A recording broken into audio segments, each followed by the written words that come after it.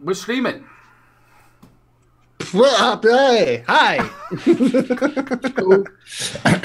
What is up, everybody? Just hope everybody can hear us as well, and we're all right. Yeah. X1 if you can hear us, or something. We're not dropping any frames or anything, so we're good, I think. I think we're good, Nick. Yes, only a few minutes late. Hashtag Jay's fault, just because. Yeah.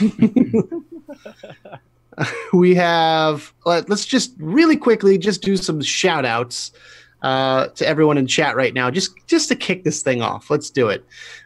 We've got dreamermoney.com, Mr. Hobag, Coil Image, me, Paper Bunny. We've got Mike's Mex Reviews, who is not joining us today because he's got throat problem. What was he? Okay. I was going to be nice, but okay. Mark Clough, Mr. Warlock's Hammer himself. We've got Arthur Davies. We've got Gavin Evans. Let's see.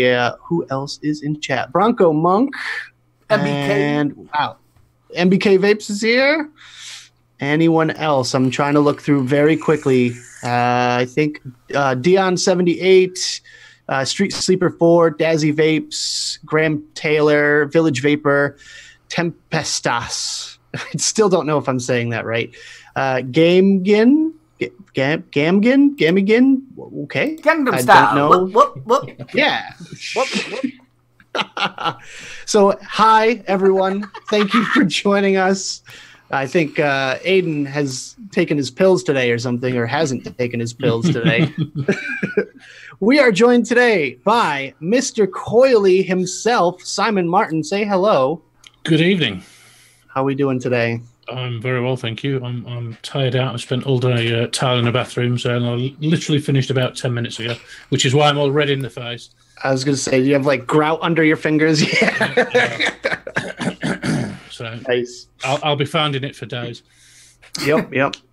And of course, the hyena himself, Mr. Mobro. Hello, everyone. How are you doing? Mobro is our substitute mic for tonight. Same color hair, but Without a beard. much younger. That doesn't mean that you have to fall asleep halfway through the stream or stick your ear put like that and look like Princess Leia. But you do have to fart though. That's your job tonight. I'll try and squeeze one out before the end of the show. We do miss you, my Mike. God. We do miss you, mate. Yeah, We miss get well Mike. soon. And Jay's computer is still dead. The Badger is having some computer problems, so he won't be joining us either. Hopefully he comes back soon because we all miss him. I Miss you know. loads, Jay. Yeah, Jay. We miss Mike. you. Mike is replying to us in chat right now. What's up, True Vapors? What's going on, man? So I say we just start this thing off by going around saying what we're vaping on. Let's start with you, Aiden. Right then, I am on the Horizon Duo tank, or whatever it is. It's a good start of the day. It's the Duo. It's from Horizon Tech. I really do like this. It comes. They've got one of them plastic bungs when it comes in, so it's 2mm compliant, and then it obviously take it out and it's 5mm, so it's ace just not having to fill your tank up all the time. And I've got that on the Infinite, the Joytech one. It just fits the bigger stuff on it really, really well. Two 21-700s, 27. What do I want to say? 21-700s. That's what I want to say. Brain's not working. I've been reviewing all day. And in that, I have got some Cult, which I thought it first said Clit. It's Cult, and it's a Gorilla grape. And that is a really nice grape with a little bit of lime and lemon in it. My mouth's just not working. And then I have got the Aquamaster RTA. The review's coming for this straight away after the show, so make sure you check it out. Loving this. Some brilliant flavour in it, and it's got a special airflow. It works like a piston, so it goes up and down, but I'm not going to tell you that much. Go and check the review out for it. And obviously I've got that on the Puma. Loving the Puma. I'll tell you, one of the things I love about the Puma a lot is you're getting that hit straight away with it. As soon as you press that button, it's there. And clouds for days off this. 5 for days. And in that, I have got, and you've got to have some Mango Blaz by the man himself. And then I've just been sent out the throwawayable, which is my word, throwawayable. I use it quite often. It's the Preco tank from V-Zone. So instead of buying your coils, you buy the tank. And I've stuck that on just because it looks pretty good, I think, on the C2 from Vaptio. Again, some corking flavour and corking clouds. We tested it, didn't we, Nick, at the London Vape Show? Really, really good. And in that, I have got some Rochford Project Jay's New Juice, which is the black vine. This stuff is gorgeous. It's like liquid crack. Get yourself some of this. And that's roughly what I'm on. I didn't want to get loads and loads on, so that's roughly what I'm on. Nice. Hand it on over to someone, if you would. I'll hand it over to the one and only Mo Bro. It's my turn. All right, okay. I've got a couple of setups and one on backup. So, as per usual, my daily vape that I take to the building sites, and I'm sliding the battery door off. So that's got the Bonzer on top of the Tesla Invader 2.3. And in there, I have some treats. Marina Vape treats. Black in short film. I'm so happy. The second one, I have got the Vupu Demon RDA atop the V-Boy. And in there, I have got some Zombie Cloud Red Plague, which is like a cherry and mixed berries style vape. I've got a mouth-to-lung setup, which is the Sprite. Very, very good piece of kit. Very small drip tip on that, isn't it? You are? Yeah, it is quite stubby. It is quite stubby. And that's not what she said. Look at me shaking. And in there, I have got some Nick's 20 milligram Nick Salt fresh squeezed, if it'll focus without me shaking. Look at that. Right, and I have a third and final setup, which I dug out, actually. I haven't used this forever. So this is a bit of an interesting one. You're all familiar with the velocities, right? Yep. Mm-hmm. Yeah. This is, I don't know if it's a genuine product or not. It was cheap as chips, but I picked it up a long time ago now. They call it the Velocity V3, right? So you've got your normal holes around the side and your Cyclops airflow. But on this one, I don't know if it'll pick it up, but you've got a Kennedy style airflow on the bottom as well. Got one over there. It's huge. It's massive compared to the other ones. Massive deck as well. Yeah, it's huge. So I got that on the go. And in there, I have got some Blueberry Dodger from the Vapors Dozen. It's not my camera, by the way. It's me shaking. Turn vibrate mode off, Bunny said. And that's normally from experience. That's my buffet for tonight, and I've got a couple of toys that I want to show off a bit later on if we get time. So yeah, I'll hand it over to Mr. Simon, Mr. Coily himself. So I'm really badly prepared. Aidan knows this is usually me. I don't have a lot on the go. But I did a clean out of all my tanks yesterday. Hope to get some stuff sorted out today, and I haven't stopped all day, so I've not had a chance to sort much out at all. So first of all, I'm on, and the reason that I'm on the Aegis Legend, the Geek Vape Aegis Legend, the reason that I put that on was because it's been getting kicked around all day while I've been tiling the bathroom, and it's withstood all the hammer it's got today. And on top of that, I've got the Asmodus Faluna V2, which I really, really like. It's a very flavour is just is outstanding, and the top fill on this is just like a little sort of spin it round, and you got your top fill in there. So I really like that. In that, I have my favourite Just Jam. Nick, I need a spanner, son. What? How did I not? Keep going, Simon. Nope. God, something's just fallen off. And I also have the Recurve mod, and on top of that, I've got the Hermetic RDA, and in there I have Doe Brothers Boston Cream. donut, which is like I'm not quite sure what Boston cream is, but it tastes really nice. Boston cream is like a custard and chocolate. Right. Like, Ooh. we have like Boston cream donuts, Boston cream pie. It's like a chocolate with a custard. It's good. It's really the flavour of that Dough Brothers juice is really nice. And that's it. That's all I've got tonight.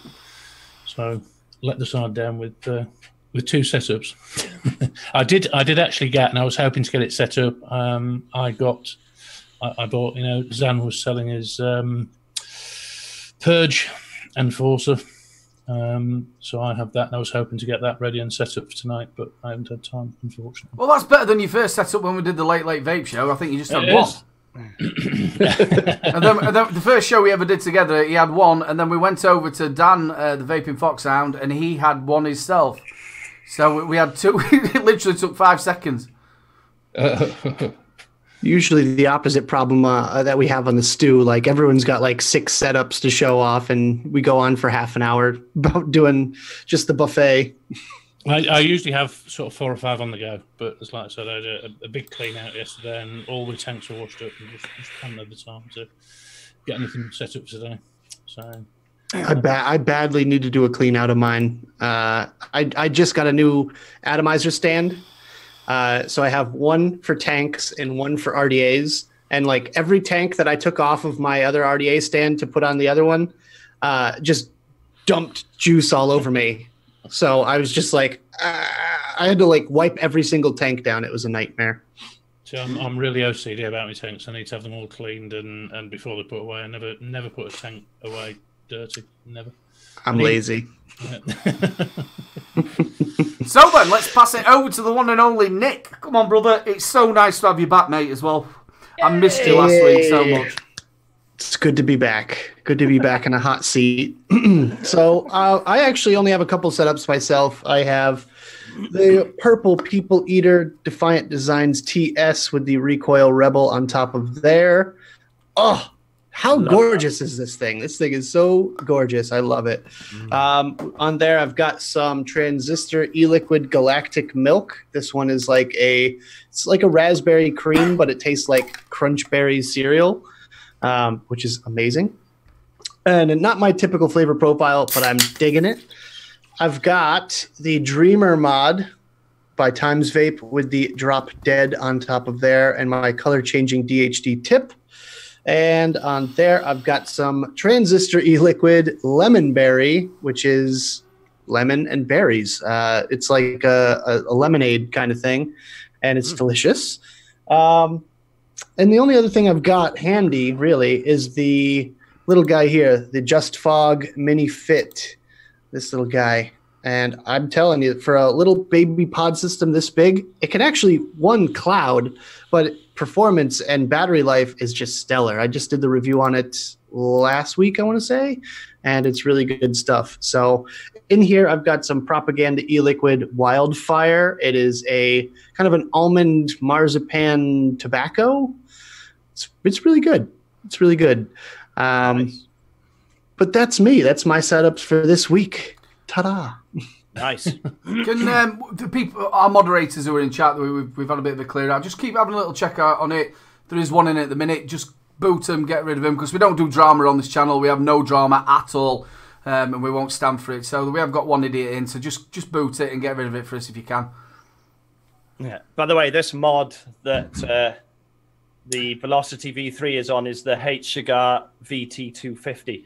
I used to have one of those. It's a really nice mod. It is really nice. Yeah. DNA 200, isn't it? DNA 250. Is it 250? Mm-hmm. Nice. Cracking mod. I haven't used it forever, but I thought I'd dig it out for tonight. So It's a really nice mod. So Aiden has kind of made this a thing, and I kind of want to continue it and basically just kind of go over if anyone has seen anything this week that's coming out, or something that's coming up on the radar that you are interested in as far as vapor product wise. Anything stand out to you guys? I got this. Sorry. Oh, go. He's going to shout. Go on, carry on. Go on. No, go, mate. Go. Oh no, this. Any of you guys seen this? Oh, yeah. We sell them at the shop, and they look pretty nice. I got given one of these for review, Friday. When I was down at Vape Meet, I did like a little meet and greet thing at a shop. So what is it? And it's a pod system. All right, Nova. I'll take it out the box, so I'll show you. Nice. Yes, it's pretty cool. Yeah. There's your little... Nice. hang on, if I can spin my light around a little bit. Don't know how well it's going to pick this up. Quite like the look they've gone for this. It's like a web sort of design on it. Yeah, or a honeycomb. Mm-hmm. Yeah, and then you've got 2 pods in the box then. Which I've literally unwrapped it today, so I haven't filled any of them up. So you get 2 of those in the box as well. And your mandatory USB cable. Say again? It's the Smok's new one then. Yeah. Oh, wicked. I wonder if there's nice. a hack out yet, because I like looking at the hacks for the pods, so you can actually change the wick in them. Yeah, I'll have a play with one of them. I don't know. They make them so that you're not meant to rebuild them or anything like that. Apparently, you can rebuild these, which I am surprised with because I've already done look it. how tiny it is. I've already done it. I have to figure it out. This pod is almost dead, so It is so simple. And the way you do it is you go down the side. You know the actual mouthpiece itself.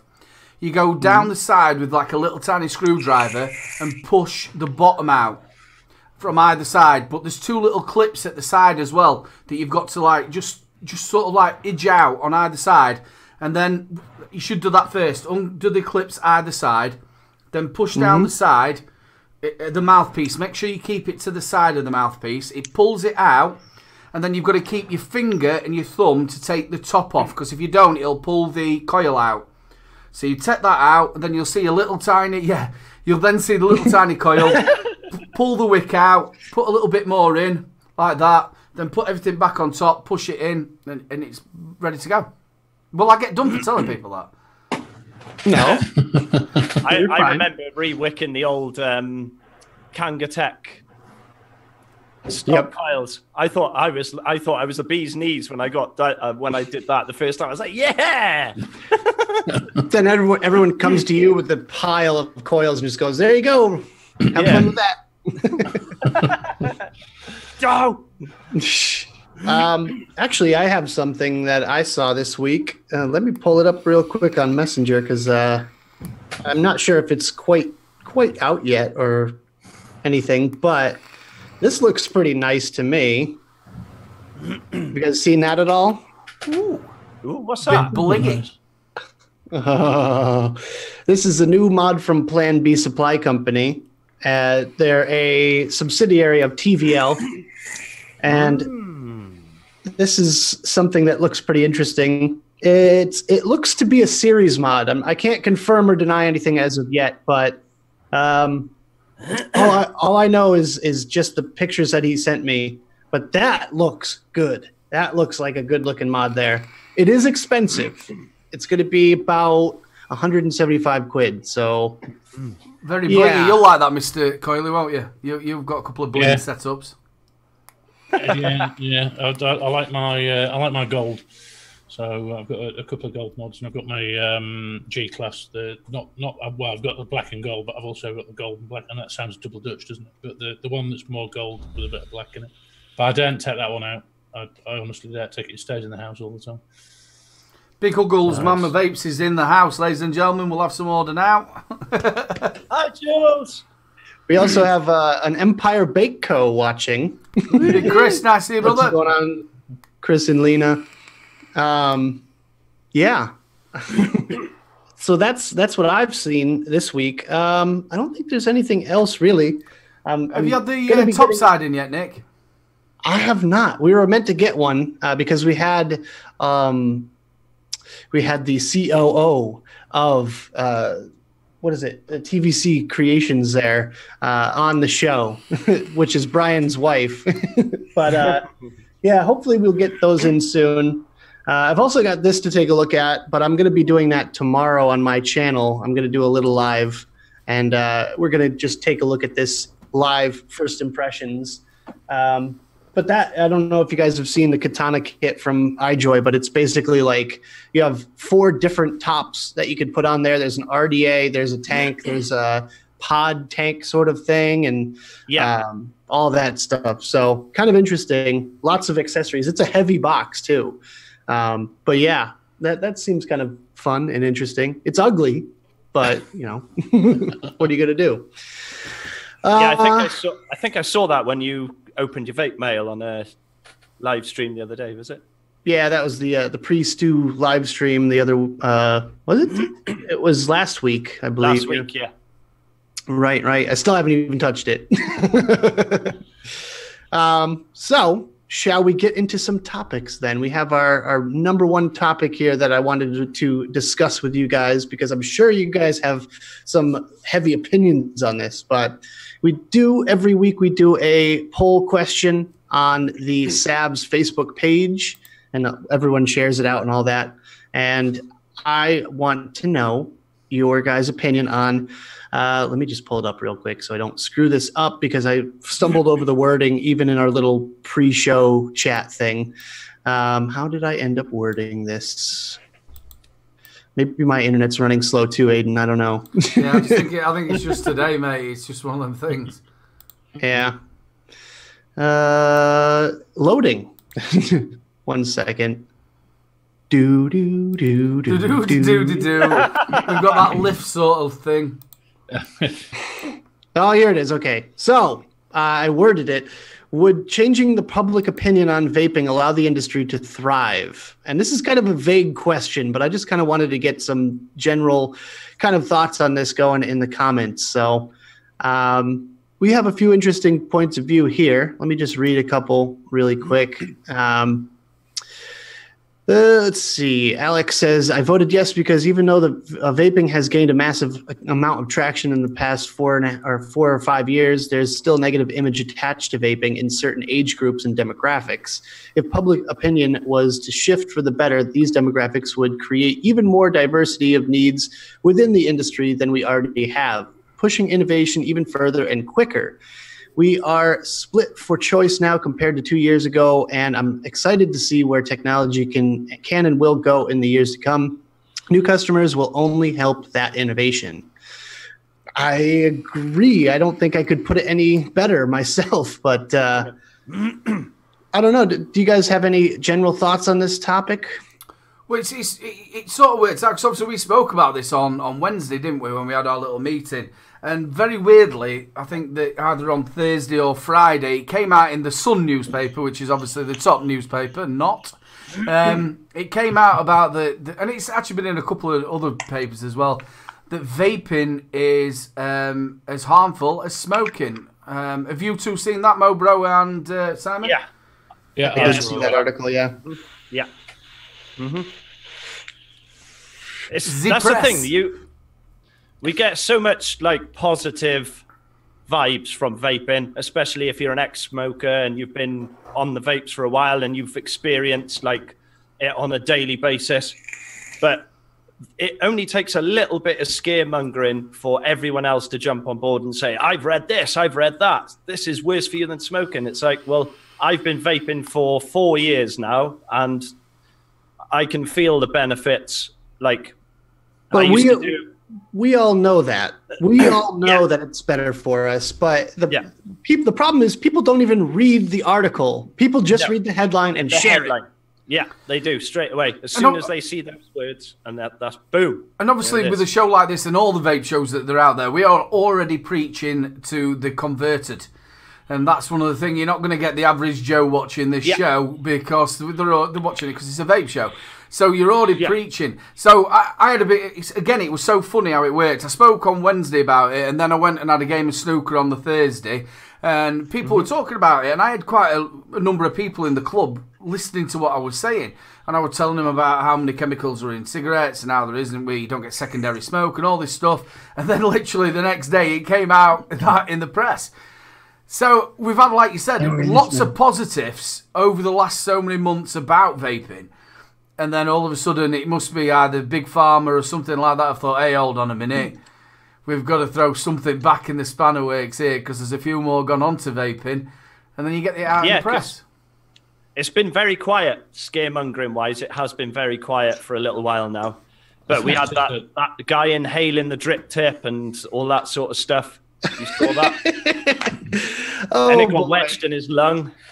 Oh, my God. We had that, and then we had the headline saying that vaping's worse than smoking, blah, blah, blah. It's like, it seems it comes in waves and bounds. Like, yeah. They're all sound bites that to sell newspapers. That's what it's there for. Yeah. They just want to grab the headlines, and they have no sense of responsibility whatsoever. When certainly in the UK, it's been said that it's 95% safer. Surely the media should be trying to get behind that, not just creating sound bites to sell newspapers. There's an interesting point there in chat. Arthur Davis said it's been posted in far too many groups lately. And me, for one, I delete any post like that. That, for me, is something that winds me up because these stories come out and they just seem to do the rounds on Facebook and Twitter and everywhere else to get promoted in groups. And all they're doing is feeding the fire. The more you promote these posts around Facebook...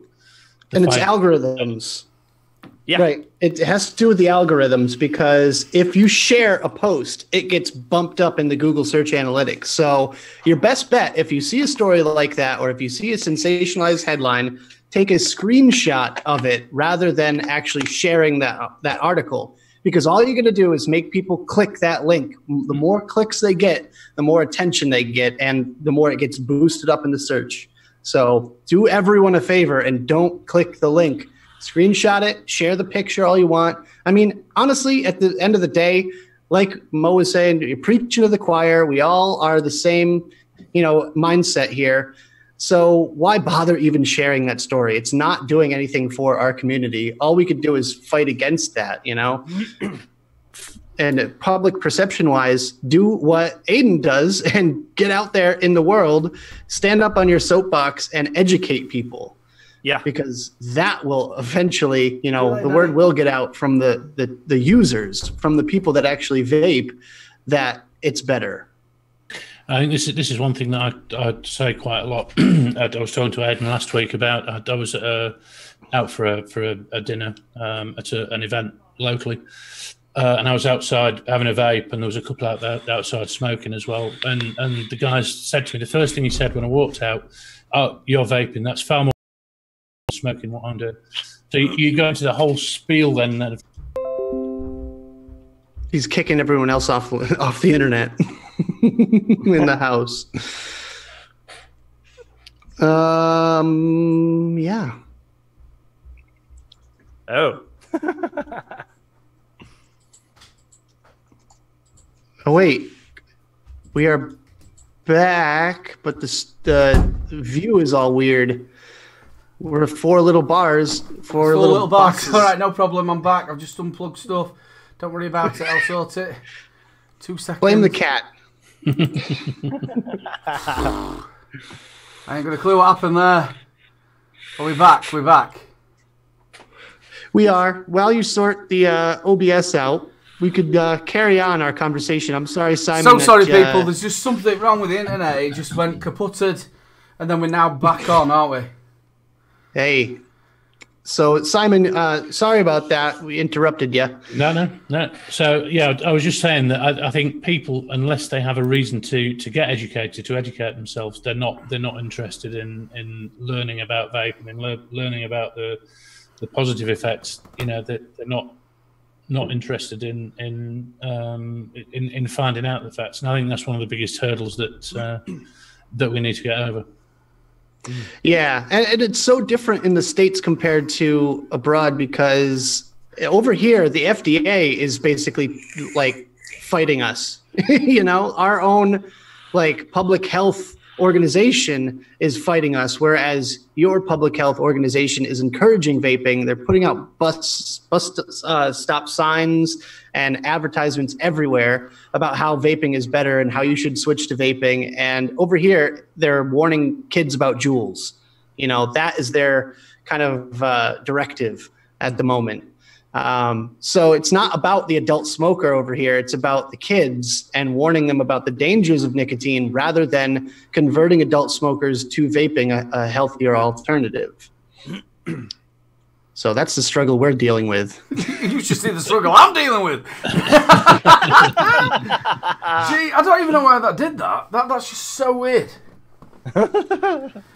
We haven't dropped any frames or anything. Mr. Coily, they were asking about your story. Obviously, you went to the dinner and you were speaking to a gentleman outside, wasn't you? Mm-hmm. Yeah.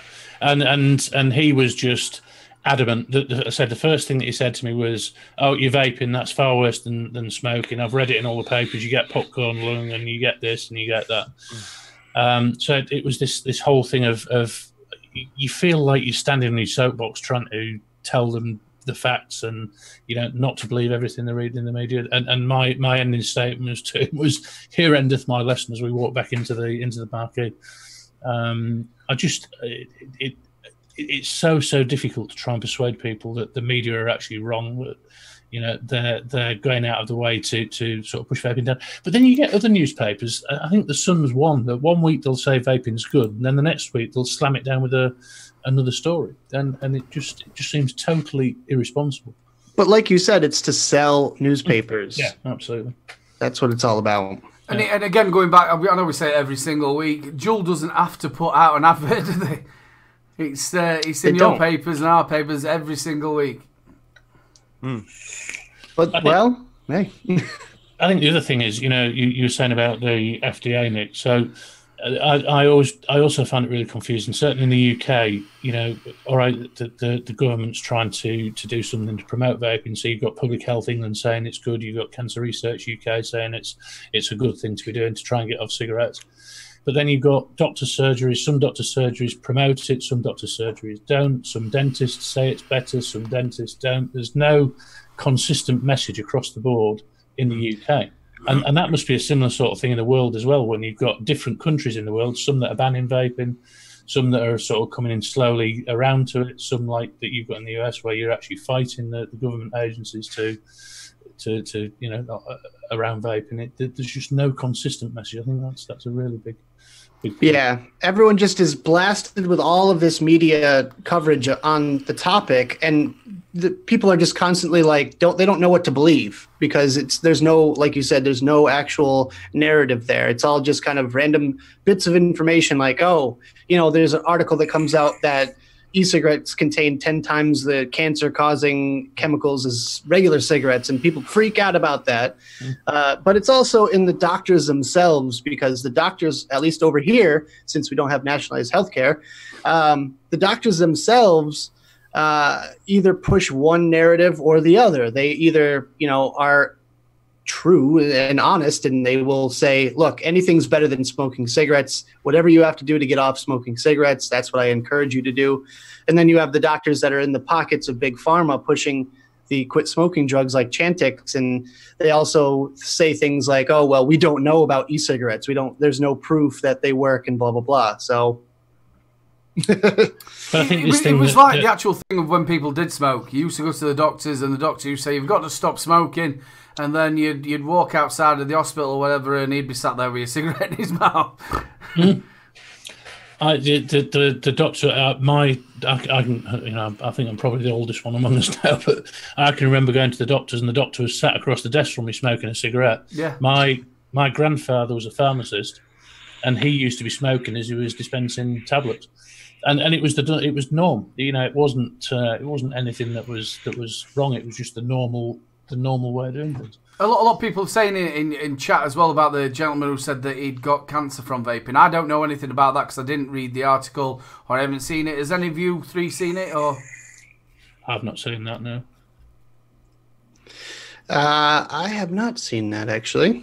How could you actually say, I'm probably ignorant because I've not seen the article, but how could you say that you categorically got cancer from vaping though? How do you know you got cancer from vaping? Well, by what I read in the story, but what somebody just put on here was that he did smoke for over 30 years too.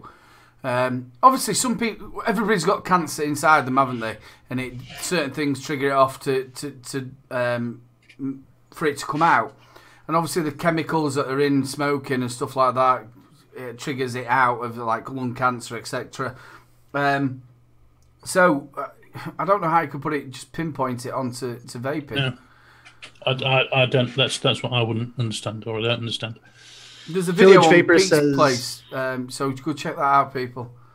Village Vapor says the bloke says he's got cancer from it, but he did smoke for over 30 years too. So what? Like, really? You're gonna blame vaping? That's like the whole like wet lung thing. I don't know if you guys heard about that, but there was a teenage girl over here that started vaping, and 3 weeks in, she got an infection, and the doctor blamed it on vaping. 3 weeks of vaping, and she says, "Oh yeah, you got that from actually vaping." And it's like, really? How do you? First of all, how do you know? That's not like there's nothing scientific about that process whatsoever.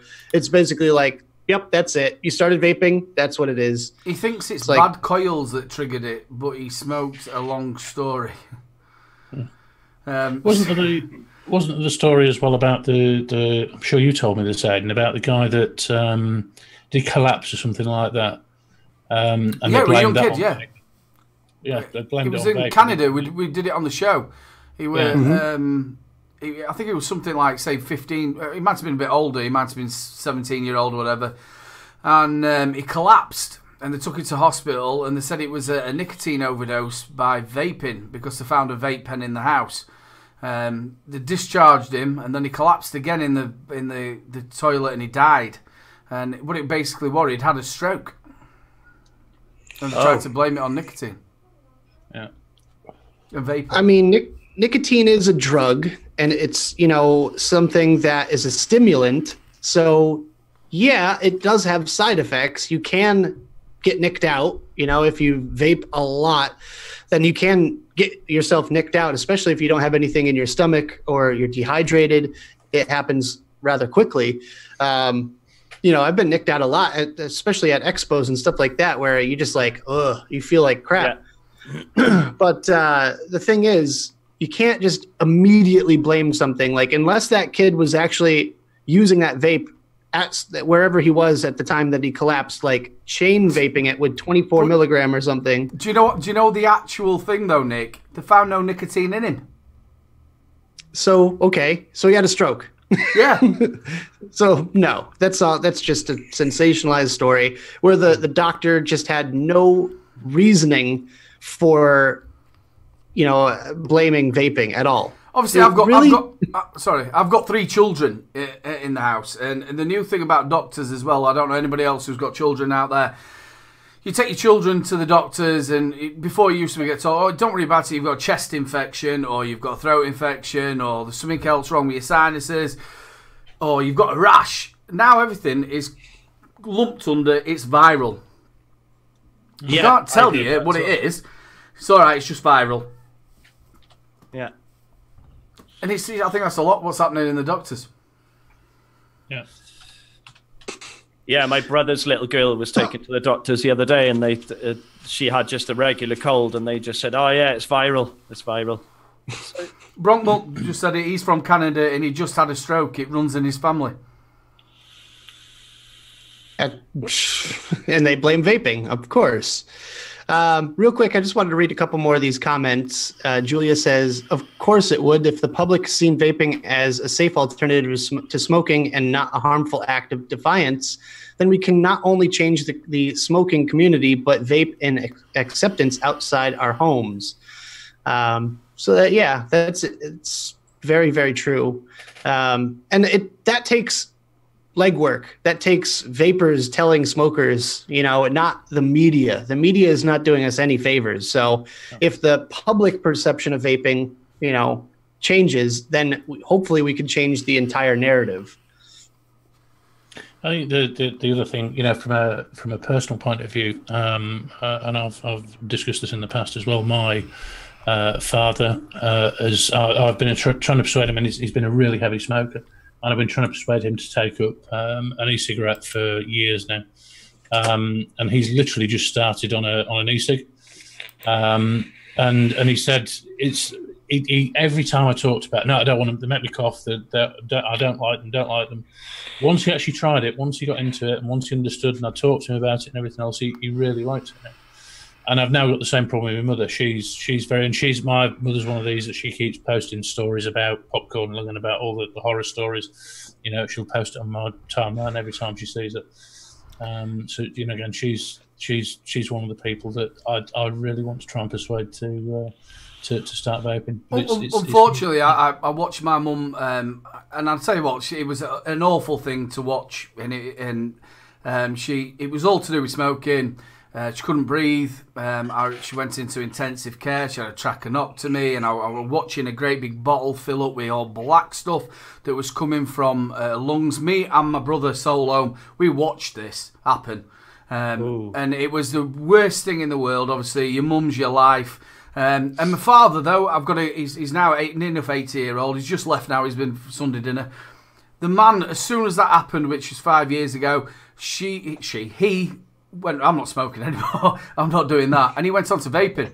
And he has been on it, and he has a simple setup, which I always tell people to go for. He's got a Coolfire 4 with a Nautilus tank on it. He's got he mixes this juice, which is like a Hang Seng Golden Virginia-y shit, with some energy cow, and it tastes mank, but the thing is, it got him off the stinkers. He's never had, and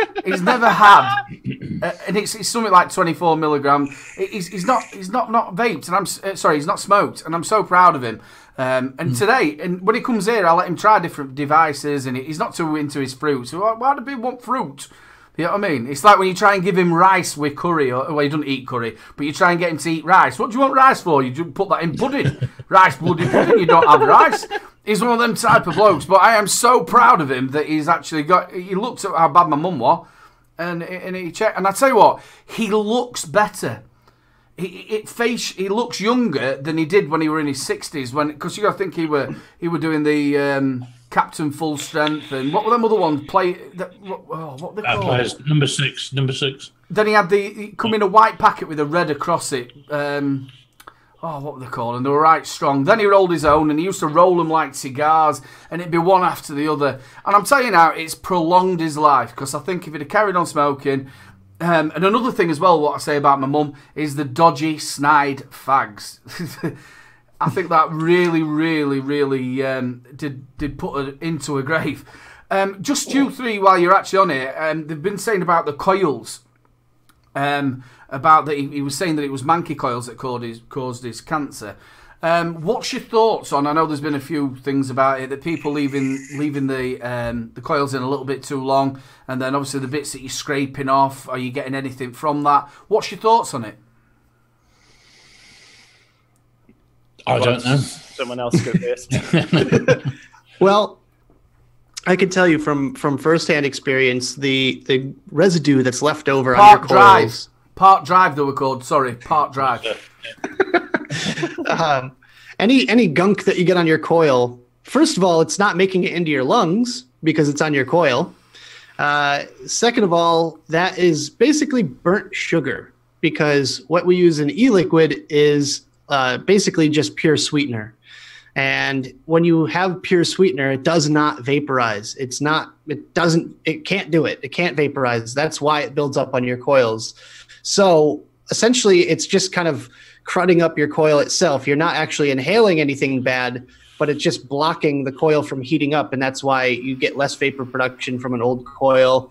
It'll taste really gross because essentially you're just heating up old burnt sugar. Yep. You take sugar, put a blowtorch on some sugar and melt it down, and then just keep doing it over and over and over again. And it'll look like an old gross coil. Maintenance is a thing, though. I would highly recommend people change out their coils regularly. I've had people that didn't know they had to change out their coils before come into my shop and go, this thing tastes weird. I'm like, how long has the coil been in there? They said, you have to change that? And I said, oh boy. Yeah, that's happened at the shop I used to work at as well. How long would you actually recommend for you to change your coil? If you are a regular vapor, you vape every day, then I would change it out once a week. Yeah. I better go and change the coil. And same goes for rebuildables with cotton and everything too. Change your cotton out. Do yourself a favor. No one likes to look at a gross old gunky coil. And talking about public perception, I'm just gonna bring this back in. If someone goes, oh, what are you vaping on? And you're like, oh, this thing, blah, blah, blah. And then you take your cap off and it's just black sludge. That's not a good look. Slugs in your RDA. So do us all a favor and change your cotton out. Coil killing juice is fine. I call them my guilty pleasure e-liquids because I don't want to show it off because it's that gunky. This one is a coil gunker for sure. I changed out my cotton yesterday and it's already black slugs on in my coils. Yeah. But this is the same. There's a lot of sweetener in this. Is it Malaysian? I mean, you what? You get a lot of Malaysian juice. I remember doing one of my first ever reviews, which were for electric lemonade. And I think I put it in like in the morning, and then by the next afternoon, I had a look at me, just took it off, and I had a look, and the actual wick was falling apart. You could actually just go like that, and the wick went, it melted.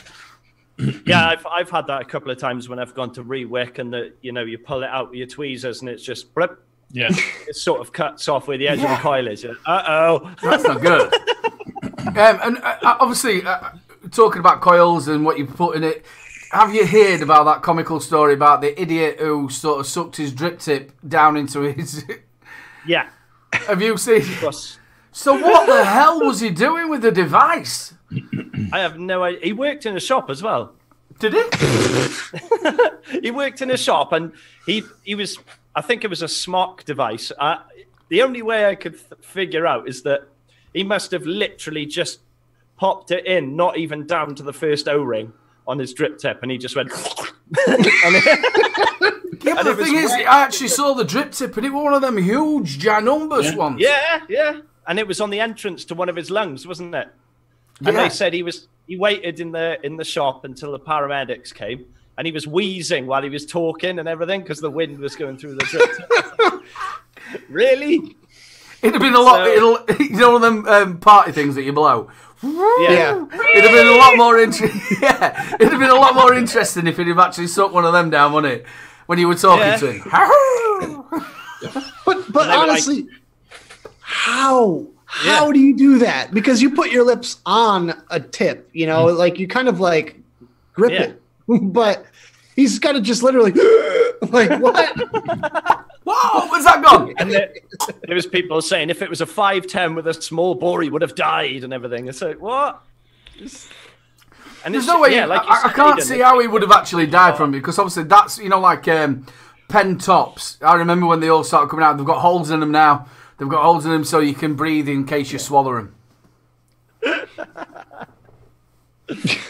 I just really want to know how he did that. I really do. But that was over there, right? That was someone from the UK. Yeah. You can imagine him just going to work before it, and his wife says, "Do you know what? If you could walk a day in my shoes, you know what it like." So he sort of sat there going, "No, what? What are you on about?" Oh God, this is a classy show, people. Come on. Yeah, Agtash after show. Yeah. So, there's the other one though. I think we might have talked about this before. That was the guy that said he stuck an e-cig up his bum. I know you guys have seen that one. He what? He stuck it up his bum. Oh no! He stuck it up his bum. You were supposed to be American, not English. You sounded like Mr. Poppins then. That was the headline. That was the actual headline though. Good job it wasn't a Riot Squad bottle. Yeah. You're like a suppository. Yeah. Shit, where's that gone? You got to smuggle it. My top cut down somewhere. We did this on the Monday night show with Simon. It was the same as that bloke who stuck He-Man and Spider-Man up his arse. He's got to search for the hero inside himself. By the power of Grayskull. It was actually last week, but Nick doesn't even know who M people are. Really? You don't know who M people are, do you? You know who the village people are, but you don't know who M people are. What's it? What? What's an M person? M people. They're a band. Never heard of them. Heather Small. But you've heard of village people, though, haven't you? Yeah. Are they one of those? Like one of those types? No, they're not. No. No, she's definitely not. Okay. She has got a manly voice, though. Okay. You gotta search for a hero. She's like that. Did she not do the? Was it the Olympics? She opened one of the Olympics, didn't she? Recently, was it the UK one? I'm sure she was singing with Heather Small. I'm sure she was. Yeah. I'll have to check this out. Mobro's looking for a bit of them people. No, my cat keeps opening the fucking door, and it's pissing me off. Oh man. Shall we read another comment here? Because this topic, man, we're not done with this. Oh, I forgot to tell you guys that the vote, right? It was 92% yes and 8% no. If the public perception of vaping could change the face of the industry. I've got an interesting one here, actually. This one's from Ben. He said, I voted no, although I believe my answer could change if the question were more specific. As far as the USA is concerned, it would help, but I doubt the industry would thrive. The FDA, Pharma, Big Tobacco have an agenda despite public opinion, and I actually agree with that a lot. I feel like in everywhere else in the world, the public perception of vaping could potentially have a major impact on the industry itself. But as far as the USA is concerned, I really don't think there's any hope. That's really sad to say that. Well, me and Simon had a bit of a topic again the other week on our show. Simon does our news, don't you? You're our news guy. And it was actually from America, and it was the Mothers Against Vaping, wasn't it? Vaping, yeah. Yeah. Yes. And basically what it was this woman. Well, in fact, Simon, you tell it. I can't remember. It was a lady that she has a reputation, doesn't she, for complaining. I think she'd sued a company for she put on weight or something like that through something that was included in some food that she'd been buying, so she put on weight, so she sued the company. But again, it was all around Juul, wasn't it? It was all around children vaping, and it was this whole thing around that. I can't remember the details of the story. I'll probably bring it back up if I need to do. But it was just somebody on an all-out mission to what's happened to your volume? Mine? Yeah, it went a bit funny then. Did it? So it was just a woman or a group of women out on a mission to deride vaping. And I said I think it stemmed from the sort of Juul vaping for children. Aiden, you're one to talk about volume, first of all, and that's what America is. America is a bunch of concerned parents, concerned moms who have never smoked a day in their life, never vaped a day in their life. They don't have anything to do with the topic that they're arguing against, but they're against it because they see all these stories about kids vaping and that they get concerned. So it's always about the children. Will someone please think of the children? The thing about it, though, Nick, was the major thing that sort of cheesed me off about the whole letter that she actually wrote. A section of it said that my son goes onto the internet and buys these. So how is a 15 or 16-year-old child getting on the internet and buying them? He must have links to a credit card. You're obviously not checking what your child's doing. So don't worry about what other people are doing. Worry about how you're bringing your own child up. And if you then put the stuff instigating it so you can't buy them, the situation is completely off. Unless he goes to a shop and buys them, which then the shop's in trouble. The person who should be in trouble is you for not watching what your child's doing on the internet. Yeah. Yep. That's definitely a good point. I think it's definitely a society thing, as you said, Nick. It's everybody's out on a do-good mission out there. We've had the stories, not vape related, over the last couple of weeks about there's a university in the UK that's banned clapping now. You're not allowed to clap. What? Whoa. What? Yeah. Yeah, you're not allowed to clap. I think they said it was only in sort of political discussions, debates. But what did it offend? Are you getting ready to clap, Nick? It was to help people out that has like social anxiety and stuff and all that sort of thing. So instead of clapping, you have to do jazz hands. Jazz hands, yeah. Well, that's actually sign language. Yeah. Not joking. That's how you. That's like clapping and in signs.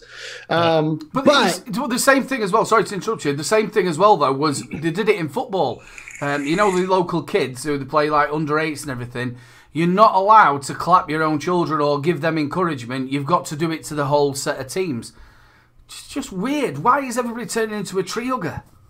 Yeah, but you're not allowed to. Also, children, you're not allowed to. They're encouraged not to have winners and losers anymore. The competition isn't good anymore. You shouldn't have winners and losers. But life is a competition sometimes. Exactly. And you've got to have some sort of way of showing children that everything isn't always glorious.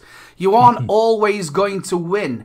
You sometimes lose in life, and you've got to learn from an early age that it's not all about the winning, but you've got to compete.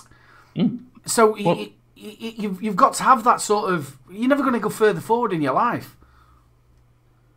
Yeah, but that's the problem with our society nowadays, because everyone has to be a winner. Everyone gets a trophy. There's no such thing as losing anymore. And that's why we have so many people that are so delicate and are so offended. And it's like, all right, one of the things that I read recently was kind of interesting. You can't unintentionally offend someone. Like, you have to actually try to offend someone, because if I just speak whatever I'm going to say, whatever's on my mind, then it's your problem if you're offended, not my problem. Like, I'm just telling you how I feel, and it's your own problem if you get offended from what I say. The wording was a lot more eloquent than how I put it, but essentially, it's basically like saying, it's none of my business if you get offended at something that I say, because I didn't intentionally try to offend. It's just how I put it, And there's pronouns and all that stuff nowadays with all these different groups, and you have to be so careful about everything that you say that no matter what, you're going to be wrong in some way, shape, or form. Like, I don't swear a lot. In my daily life, I swear a lot, right? But on my channel, I don't swear a lot because I'm afraid I'm going to offend people. And I try not to make too many iffy jokes because I'm going to offend someone. But if you don't like it, then you don't have to watch it, or you don't have to be there, or you don't have to be around me.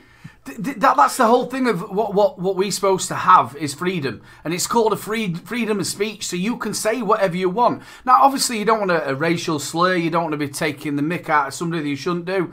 Now, simple jokes as well nowadays, you can't tell a simple joke, you've got to be careful what you say all the way through it, and there's always that one person, if you go out for a meal or you go out with your mates, that is right up their own arse, they know everything about everything, and they're offended by everything.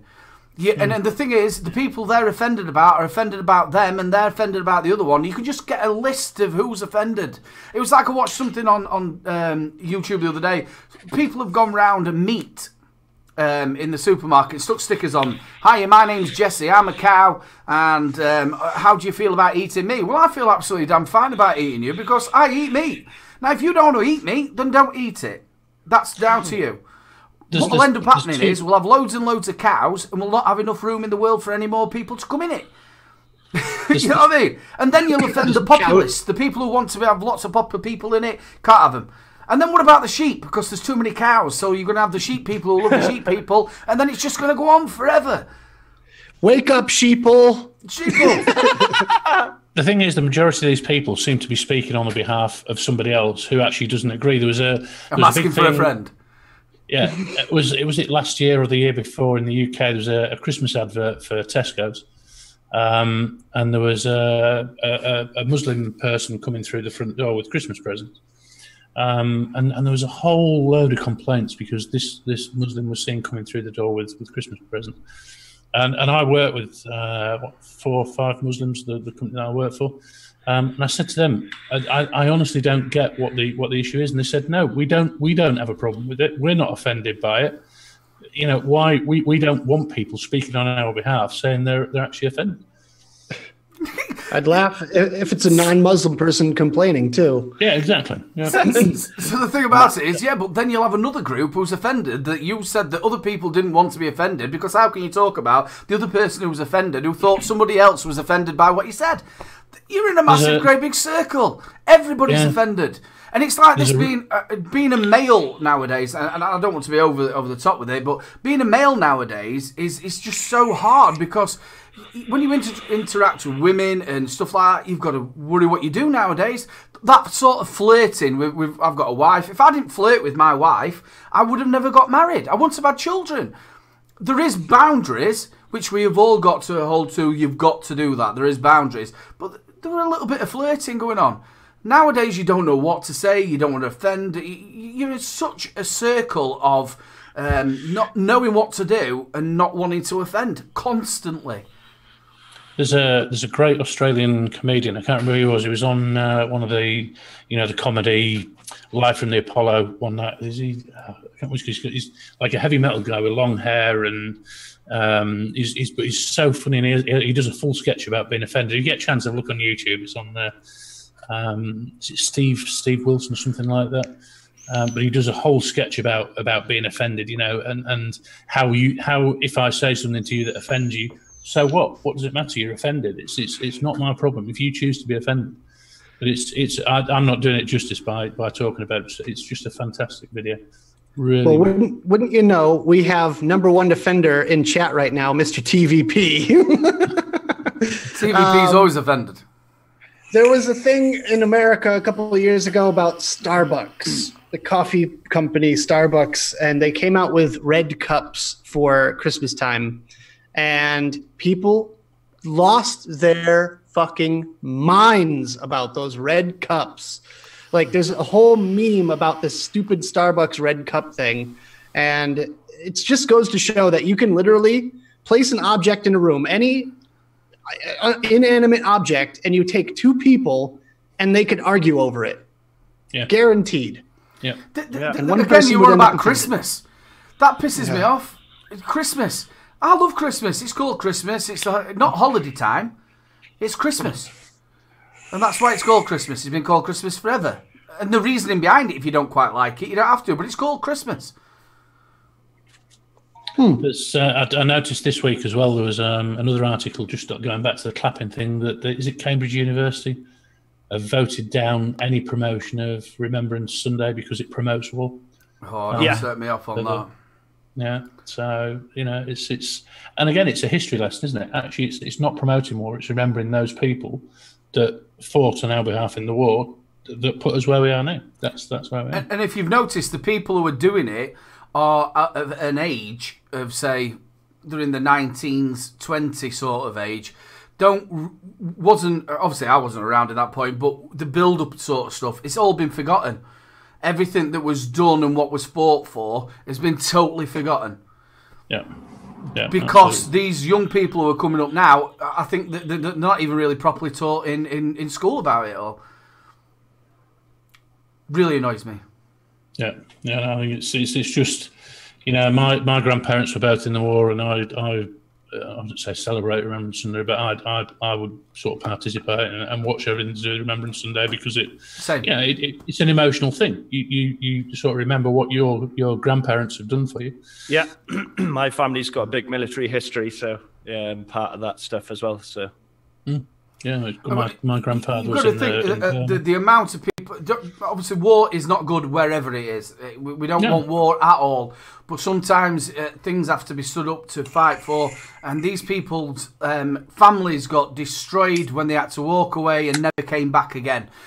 So these people who fought, so we, like what you said, we have what we have got now. Whether you're Scottish, Welsh, English, or whatever, we were, and it's the big thing I always say about this with Brexit. They forget about that when we started marching over across that pond to go and make sure that they were all okay. They forget totally about that, but they want a load of money off us now to leave them. Yeah. Didn't they say something about banning the poppies? Yeah. Yeah, they did, yeah. And I even saw that. They actually tried to do it in football. And Wales, England, Scotland, they didn't do it. They sat there and they put the poppy on them. UEFA tried to stop it, or FIFA tried to stop them from doing it in football. How disgusting. Yeah, absolutely. And Bronco Monk says, without those vets that went to war to protect our countries, that school would not exist. Think about it. Yeah, exactly. Yeah, the main thing they would have been talking was German. And Danny is apparently he's from Holland. He says, "Come to Holland. We lost almost all traditions we had, all because small groups being offended. It sounds almost worse than America over there, because I mean I thought America was bad." Yeah, but they're a lot more happy. Half of them are just stoned, aren't they? Riding around on bicycles off their absolute nuts. That's offensive. That's offensive. How it is, dare yeah. Not all people in Deutschland, in Holland are Netherlands. Yeah, Netherlands. Right? I was thinking of Dutch and abbreviating it. That same comedian that I was talking about earlier on, that's how he actually starts off his sketch, because he was talking about Holland. Because he was specifically targeting the UK when he was talking about it. And he says, you go to Holland, he says, they don't have any fences up by the side of the canals. People ride the bikes. And again, I can't do it justice, but he's talking about people, you don't just steer your bike into the canal. People have the common sense to actually, keep the bike on the road. You're very careful, because he went off on all this bloody stuff about whether blames a claim, all this sort of stuff. People just use common sense. You if you have an accident, it's your own stupid fault because you've not been being careful what you're doing. Common sense isn't common anymore, and that's the problem. There is no common sense, and people are so dumb that they have to be reminded of their own safety on a daily basis. Yeah, disclaimers everywhere on everything these days. Do you think, but that actually sort of takes you back a step, doesn't it, to the vaping thing? Do you think there's a concern that vaping will turn out to be, I hope it doesn't, but it turns out to be something with vaping that is harmful, and everybody's absolutely, crapping themselves in case they're going to get sued further down the line? Do you think that's part of the... No, I don't think it's that at all. I think it's literally just the government overstepping their boundaries and trying to overprotect an industry or overregulate an industry, not even protect, overregulate an industry, because in America now we have to have warnings on all of our advertisements. And there's been a big to-do about how far that goes, because the wording in the actual law is very vague, and we don't know if that is meant for an actual sign, a banner, a little, like on your expo like backdrop, advertisements in magazines. Now a vape magazine, you flip through it and you look at the top section and it's all just, you see all of the advertisements have the big nicotine warning on the top, and including all of our bottles as well. We all have to have a label that has a 20% warning like that. And now it has to be a front-facing warning. I don't think I even have a compliant. Oh no, yeah, here we go. We have to have these big, giant warnings all the way around. And you look at the advertisements. The advertisements have to be 20%. 20% of the advertisement is the top fifth of the whole ad. So you're taking away that much space, and also it has to do with like the contradictory point of the cigarette advertisements only have a small ad or small warning down in the corner. If you actually get a publication that still has cigarette advertisements, which I know that they're few and far between nowadays, but if you actually see an advertisement for a cigarette company or brand, the warning is tiny, and then we're right next to it with a giant bar across the whole top that's a big nicotine warning. Yeah, all the US shows now have got them, haven't they? Mm-hmm. Yeah. What does it actually say on them shows? Because obviously they can't put this show may contain nicotine, can it? No, I think it's the products in this that are featured on this show contain nicotine. I think that's what it is, and that is another point. Good transition there, because it has to do with the reviewers as well. A lot of the reviewers are putting a disclaimer at the beginning of their videos, and is that a thing? They say if you receive a product for free, then you are being compensated for doing a video, and compensation equals needing to put the warning up. And there's very specific wording about the actual warning itself. It has to be 20%, and it has to have the plain text font, like the normal, you have a choice of 2 different fonts that you can use, and it has to have a 3mm border all the way around and blah, blah, blah. But it's very specific about the actual warning itself, but it doesn't go into details about what constitutes an advertisement. My whole thought on the topic would be, I would have to receive money product is not compensation. Product cannot pay my bills. So therefore, I don't feel like I'm being compensated by receiving a free bottle of liquid. And it's not guaranteed that I am or am not going to do a review on it, you know?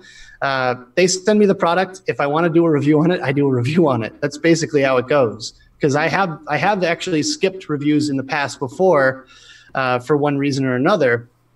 So in my mind, I don't think that receiving a product for free constitutes that as compensation. Therefore, I feel like I don't need the warning on my but channel or how far anything. can you go with this sort of thing? Obviously, you've got caffeine in coffee. You're going to start putting that on there. Sugar in chocolate bars, or even on the packet of sugar.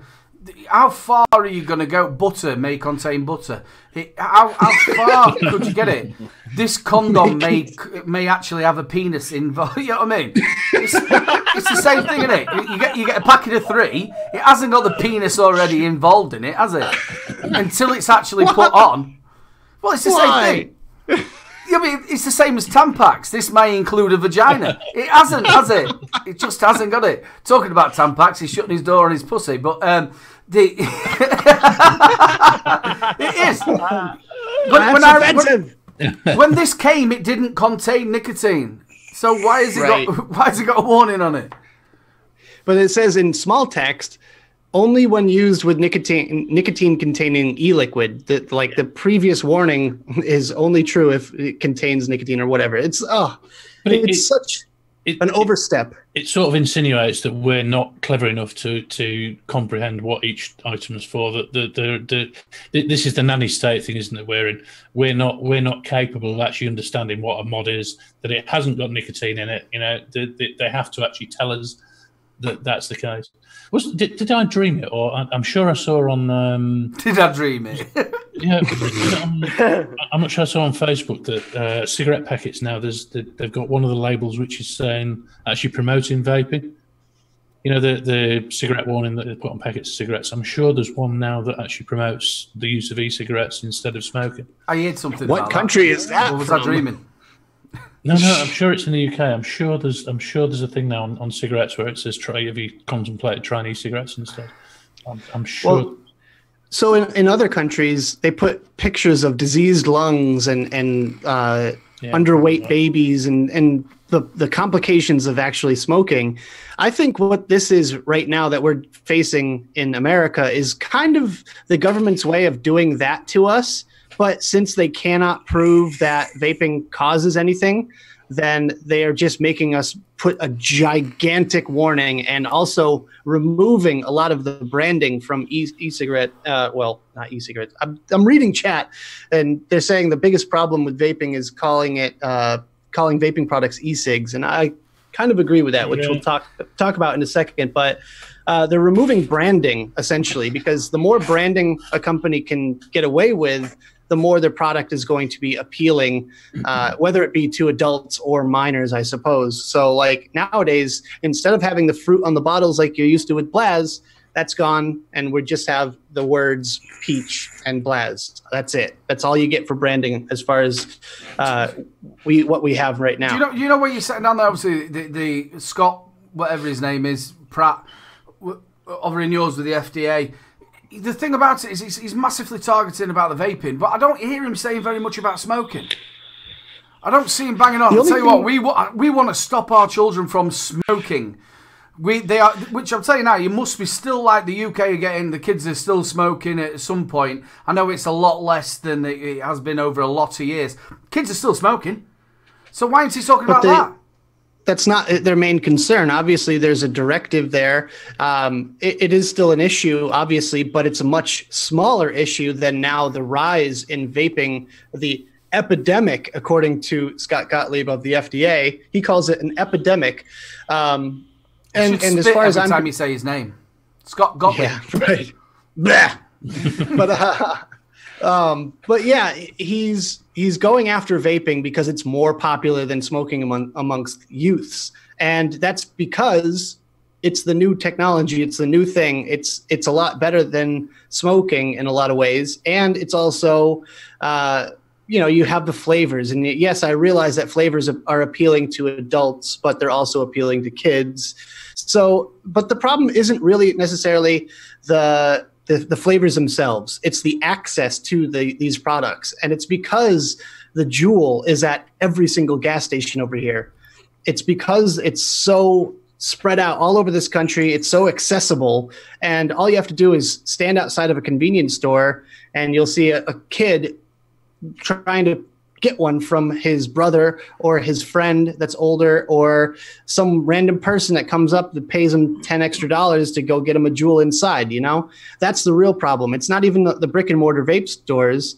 It's these products being at stores that are not adult only. You've hit the nail on the head there. So instead of actually controlling it and saying, I'll tell you what, we're not going to let them have them in gas stations, what we're going to make them do is go to your shop, an actual bricks and mortar shop, and let them do it that way. And in the same way as them people sitting out there for the brothers or the sisters, or they've got a mate who's going to give them $10 more to do whatever they're going to do, I'll tell you what, why don't they do that with drinking as well? So don't tell me in your country, the same as ours, there's kids here who are drinking, they're waiting for people to go out and just get a couple of cans of Carlin or White Lightning or 2020, Mad Dog 2020, watches your trails. That sort of stuff, you know what I mean? So why just Juul? Because the FDA does cover everything, doesn't it? Yep, the FDA doesn't cover alcohol, which is interesting. Doesn't it? It's the Food and Drug Administration. Alcohol's not a drug? What nicotine is? You're asking me tough questions. You're the man I'm pretty sure alcohol. There was. I haven't heard anything about the ATF in a while, but there used to be the ATF, which is alcohol, tobacco, and firearms. But I'm not sure if they actually disbanded them or anything like that. But the problem is there's too much control with one government body. The FDA could literally ban vaping tomorrow in my country. Boom, vaping's done. At any time they want, doesn't have to be voted on. We can't do anything, which is why we had to deal with S3316 recently, which is the flavor ban. It would be a nationwide flavor ban, and I believe that's been stomped out due to lack of interest in the bill, but it could pop back up at any minute. However, we do have a defense to that, and that is because it's a voted body of government. They are voted in. So we actually have some form of defense to that, saying, we call their office and say there's millions of vapors in this country. We will not vote you in, or we will vote you out, or whatever, at the first chance we get if you decide to support this bill. Whereas with the FDA, they can literally ban vaping tomorrow and we can't do shit. And I say every week about your country is that you and ours, we go miles and miles all over the other world to fight for their democracy, and then when we sit back in our own countries, we haven't got that democracy. Why should one agency and one head of it be able to actually just click that switch and say, that's not right, you can't do that? That isn't a democracy. That is somebody telling you what to do. Now, you pay your taxes, you pay your medical insurance. It's not like you're a burden on them. And like we talked once on the show, you're talking what? $200 a month for your actual health insurance, which is just massive amounts. So you're not a burden on them when you do get poorly. So why are they then telling you what to do? It's just unfathomable. You can't work out in your brain of what it is. Doesn't make sense. Doesn't. Simon, what were you saying, Simon? I want to say that the fact that you actually can't do anything, that is the most frustrating thing. We have the same thing in the UK. You can't. There's nothing that you can do, no matter what. Sort of groups, petitions, whatever you put together, it has zero effect. There's nothing that you can do about it, and that is so frustrating. You're such a tiny little, thing in this whole big scheme that there's just no control. You can't do anything about it. Apparently, the FDA was democratically created.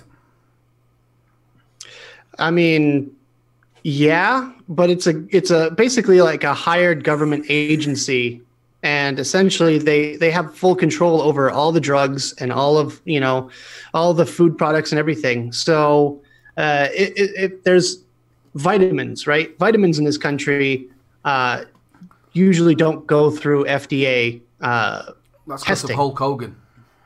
And that what? Hulk Hogan. wrestler. Take your vitamins and your pills. Oh. And drink your milk. But, so like a supplement, right? Like a vitamin C tablet doesn't go through FDA testing. And they have to say on it, not regulated or tested by the FDA. And they cannot make health claims due to that fact. You cannot make health claims in this country if you're not FDA approved, essentially. So, you know, a vitamin, you can't say what it's going to do to you or what it's like guaranteed, you know, like a sleeping pill or something like that, something that's an all natural sleep aid like tryptophan. It's not tested by the FDA. You can just say what's in it. That's basically it. You have to say what's in it. And that's all there is to it. You can't say this is what it's going to do because that's a health claim. See, we have that sort of thing here in the country, which is called a legal high. And they put it under like stuff like plant feed, but put it into a like sort of, you know, like how the new thing around, well, it's not new now, but spice and stuff like that, where zombies are all around you. It's a big epidemic at the minute in the UK. But they put it out as plant feed and stuff like that. So it doesn't have to be regulated until eventually the government sees that it is a problem, and then they do it. I wonder if that's a back way round. Do you know what I mean? Your vape juice is some sort of plant feed or something like that. But the problem is, well, I mean, shit, at the end of the day, 0 milligram e-liquid could be considered food flavoring because that's all it is. I mean, if there's no nicotine in it, how can you have control over that if you don't market it as e-liquid? I say all the time, if you take the vegetable glycerin, which is available over the counter, you can get it anywhere, and mix it with something like I don't know if you guys have the little Mio water, where you just squirt a little bit into a bottle of water and shake it up and it's flavored. If you take VG and that, mix them together, you have 0 milligram juice. That's all it is. We have Robinsons. Yep. Yeah. So that's it. I mean, you can make juice at home if you really want to do DIY on the cheap, and do not do this. But I'm just saying, if all else fails, that is something you could do. Same thing with like, you know, the mechanical mods and stuff like that. You can't stop people from creating these things that can do these things. You know, you can't stop a box modder from creating his own box mod. You just can't. I mean, what are you going to do? And the problem lies when they try to sell it. If you go to put that product out there on the market, that's when the government comes in and goes, okay, yeah, we're going to regulate this. I mean, before the FDA came in, there was no regulations whatsoever. And don't get me wrong, I would love sensible regulations on e-liquids. Don't make it in your bathtub, for instance. But other than that, like, I don't think that the government should be telling us what we can and can't use for flavorings and that sort of thing. Like, yes, I don't want spice to be put into my e-liquid without telling me, like we talked about last week, or the week before, rather. However, I don't want the government to basically say, oh, well, you can't vape mango. You just can't. You're so right. Do all your, and I'm a bit ignorant to this, but do all your e-liquids have to go through a testing phase? If you're a manufacturer, do you have to have them all tested and approved and everything else before you can sell them commercially? That's the thing. That's what the FDA is trying to do. They're basically gathering the information about all of the companies and all of the flavorings and everything that's out there on the market, and that's why they put a stop to new products after August 8th of 2016. They said, no new products after 8/8/16, so that we can go through the testing phase, which the testing phase was meant to be, I think it was like 5 years, and then we got an extension and all that. But eventually, yes, we will all be tested at the cost of a few $1 million per flavor. But it's not like they didn't have to go through that testing before. So essentially the government said, okay, this is the date where we're going to be stopping everything and testing what's out there on the market. And then moving forward after that, then they're going to have to get automatically tested, and they have to go through a PMTA process, which I don't think any product will ever get out there on the market with an approved PMTA, which is basically like an exception to the no new products rule. See, one of the biggest things here over in the UK, I got so upset for the actual big companies, Because what they did was, obviously, the TPD came in. We were all worried about what it was going to happen. So all these people went through, you know, your little 10ml bottles. They went and... that was strange, wasn't it? They went and it cost them about £2,000 and odd pound, maybe more, to get them through the TPD. And then all of a sudden, after that, they all went and did the 50ml short fills. So the companies who went for it spent all this money on it, and then all of a sudden these people went, I know a better way around of it. Still the bathtub people, and went and did the 50ml short fills without nicotine in it. Came with a nick shot. So everything that they did was just not worth it, and they spent a load of money. Especially a lot of the smaller companies spent a lot of money because they still wanted to be able to get the juice out there, and ended up falling on their arse because people came out with a 50ml short fill. Now you've got the 50ml. Obviously, I got this from you. And it's got 3ml of nick in it. I can't see the problem. No. No. But this is the thing, isn't it? We've talked about this before. There's no proof that having these 10ml bottles or having the 2ml limit in tanks has any benefit. There isn't. It does nothing. There's no proof out there that, you know, why they're actually doing it. They just pulled that rule out of their ass. Yeah, you've always got that bloke who sits either in your working men's club or a pub, you know, or part of your life, and they just want to prod. They want to make something harder than it needs to be. Do you know what I mean? And that's basically what it is. There is nothing scientific that's saying a 2ml tank is going to stop you from keep filling it. No. There's nothing that says that a 10ml bottle with nicotine... Now, I understand what they're saying. If a baby gets it or a child drinks it, it's less harmful. Well, hold on a minute. Then what you've got to do is you've got to put bleach in a 10ml bottle. You've got to start putting everything... Calpol. Paracetamol must only come with two tablets in it. It's all these things that need... You just got to have the top for no reason. Yeah, but it's the same responsibility thing, isn't it? It's if you've got parents that are leaving e-liquid in reach of small children, then actually learn to have some responsibility. And I mean, both my children are grown up now, so they've left home. But so my concern is my little dog. So all my e-liquids right up high on the shelf. So even if he got in here, he can't get anywhere near it. I've got an office here. This is where I do all my vape stuff. All my business stuff happens here. So all my stuff is around. Now, my daughter decided she wanted to come in here, and she was doing she's 11-year-old, and she wanted to put her iPad down, and she wanted to do a makeup, you know, like a YouTube makeup thing. So anyway, I've walked through the door, come in, I go, what do you think you're doing? Well, Dad, I wanted to do a makeup video like how you do yours. She got me lights on, and she'd done all this. No, you don't do it because there is nicotine here. Well, this is my room. This is where I am. You don't come in here. There's stuff here that you should not be touching. Batteries, nicotine. Do not ever. And she was like crying. I went, no. It's for your safety. You do not come in here. You don't touch anything. You don't do it. And that's what you've got to do. You've got to keep your stuff away from your children. Responsibility. Meanwhile, Mobro's cat's just vaping over there. Oh, it's annoying. She keeps at the door. Stop it. But like you said earlier, Simon, common sense. There's no such thing as common sense. Like, you could put all the warnings that you want on there. You can cover the entire label with warnings. Is a kid going to pick it up and vape it if they want to, if they're so motivated? Yes. So that's the unfortunate thing that we're dealing with. It's not you could tell them constantly. You could talk to a kid and just be like, "This is bad for you. Don't do it. This is bad for you. Don't do it." Blah blah blah blah blah blah blah blah blah blah until their ears fall off, and they're still going to try it if their friends are doing it. You know. Can I ask you another question as well, just while we're doing it? So you know, you get the nicotine gum, and maybe they want to get a high from the nicotine or something like that. So they could go and pick up a packet of that, couldn't they? They could have get the mates to go and get them some of that. They might want to put the nicotine patches on, 17 of them all over their arm, you know what I mean? And cover it to try and get it from that. Or what about that spray you get in your mouth? You know, what gives you that nicotine hit? What about if they suddenly start pumping loads of that in the mouth?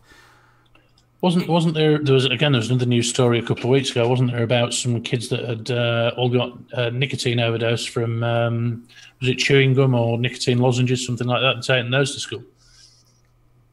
It's going to be one thing or the other. If it's not smoking, it's going to be drinking. If it's not those two, it's going to be, weed or something else. So what are we going to do? It's called parenting. you know? I mean, the thing is for me, if would I rather? I mean, my son vapes. He's 25 and he vapes now, but I would much rather he vapes than he smokes. You know, I'd rather he didn't do either. But given the choice, if he's going to do something, I would much rather he picked up a vape than picked up a packet of cigarettes. The hilarious thing about it, though, is in a lot of states you can actually go and buy marijuana. Well, my state, yeah. So you walk into your state and some kid who pays an extra £10 instead of getting a joule, he's going there and getting an eighth. So he's sat down there rolling his bits of spliff and he's all right doing that, but he's not all right to get a joule. How backwards is that? Start targeting the right things. He can go and get a litre of vodka, get absolutely peed on the corner of there, but he can't have a joule. You have to be 21 and you have to... I don't know if you have to have a card or not. I really don't know how it works, but they're still like approving the dispensaries and whatnot. I believe it's pretty much if you're 21 with a license, an identification card that says you're over 21 and you live in the state, you can buy it, you know, when those open up. But I just wanted to bring the conversation down a little bit here. We've been like all amped up all show, but I wanted to bring it down because we do have a very special guest here. And Simon, I wanted to ask you about who you are and your product and what's coming in the future. So, yeah, I mean, we have you on as a guest, and we haven't asked you a single question about the Coily tool. Can I just say something just before we do ask him, Nick? There was an absolute fantastic comment on here, mate, a little bit earlier on, and I don't think I'll be able to find it again because you know what chat is. A gentleman who has problem with his hands. He put did you see it? Yeah. He put a thank you message in the chat saying, thank you very much, Mr. Coily. It has made my life so much easier having the Coily for being able to put them in and cut them because I have problems with my hands. He says, only thing I do need now, I think if I remember rightly, is a machine to put them into the actual RDA. But yeah, that is fantastic. And that's how your product has hit, mate. So down to you. That was one of the surprising things that came out of Coily, which I never... I didn't think of it when I developed it. So many people have come back to me and said, you know, I've got carpal tunnel syndrome or I've got other sort of disabilities or problems with the hands. It just makes it so much easier for them to actually cut the coils. It's just, for me, something like that came out as something that I never even thought about was absolutely fantastic. And it's great to hear stories back like that about what it does. So basically, I'm sure most people, I hope most people have seen it, but Coily is it's a tool. I've got one here. It's a tool for trimming your coils to the exact length. This is one of the injection molded ones. So it was something that I. Yeah. Oh, Mobro says Mobro on it. That's cool. Yeah. Mine's got Little Bro. Nice. So it was. I'll need to send you a personalised one, Nick. It was something that started. I was trying to build a postless deck, and that was originally what Coily was for. It was postless decks because I bought some expensive coils. I bought a Dot Mod 24 RTA, and I thought it was a fantastic RTA. And I wanted to get some decent coils, and I cut the coils too short and just pretty much knackered the coils. They were no good. So I thought there must just be an easy way to do this, which is why I developed Coily. And I just thought in my head, it's just like a step. You can trim your coils to a different length, and that was it. That was all thought of, and it took probably 2 or 3 months development. We had different people testing it and trying it out, and the notches on the side there. So they're what you use to sort of put against you. I've not got a tank to hand, but you put those against your sort of deck post, and it tells you how wide the deck post is, and you cut your coils to that length. And that wasn't something I thought about. That came out of testing. Somebody else sort of said, "Have you thought about doing that?" And I 3D printed it for a couple of months, in fact more than that actually, about 4 or 5 months. Every order was 3D printed. It was all on an X1 on the Facebook group. And it just used to go absolutely mental. I used to do the batch every Monday night, put the batch up. I think it was about 8 o'clock UK time it went up, and they were sold out literally within 3 or 4 seconds, all gone. So wow. we then put in. I teamed up with Mark at Nature Vape, and got them injection molded. So just to get the product out there. And the 3D printed ones now have sort of taken a bit of a slowdown. So I probably do about 10 a week, but they all tend to be custom colours. There's a few. I won't show you the names on them because they're all personalised ones of those, but there's a few different colours: purple, green, blue, grey. There's a gold, the yellow gold one there. Genius design, mate. Honestly, genius design. Really appreciate it. So that's where it's at. I do every year. We did it in last Summer Vapes. I don't know if we're going to come back and do that, but we always did. What's been the most innovative thing? Is that the right word? Innovative. I can't say it properly. I couldn't do it in the review either. It's that word, but you know what I mean. What has been the most thing that you think's different out of the year? And I'll tell you now, mate, you should get that hands down because it has been the major thing that's come out this year. It's been different. It's a very difficult thing. I spend an awful lot of time. When I first developed it, I spent a load of time defending it, and people would show it on reviews, and people say, "Oh, I don't see the point. I don't get what that's for." And it's never a problem solver. A lot of people said you've created something to try and solve a problem that doesn't exist. No, I haven't. That isn't what I've done. I've created something to save time and to make life a bit easier. The other thing is you get consistent builds every time. If you cut your leg lengths to the same size, every time you get a consistent build. And the really, really, really big thing that I spend so much time trying to get across is that it is absolutely not just for beginners. There's a misconception that it's just aimed at beginners, and it absolutely isn't. There's a lot of experienced builders using it, and saving a lot of time. So yeah. Can I just say something?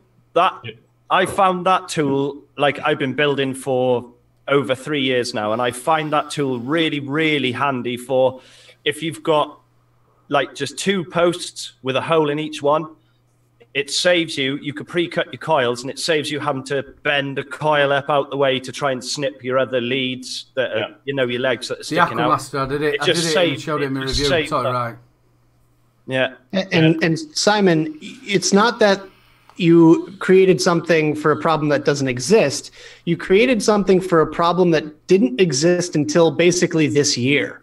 Yeah. So it's necessity. Necessity is the mother of all invention. And all of a sudden we have all these postless decks, and everyone's just clipping their leads. And you find out that you clip your leads way too short, and you're like, well, crap! I just wasted a beautiful set of coils that I either built, spent my time building, or bought, and you spent good hard-earned money on, and you wasted them. You have to put them aside to use in something with a smaller deck or something like that. Where now with the Coily tool, it saves time, and that's the real thing for me. Yeah. It's all about time, because I have basically a 2.5 hour window for me to get a build done.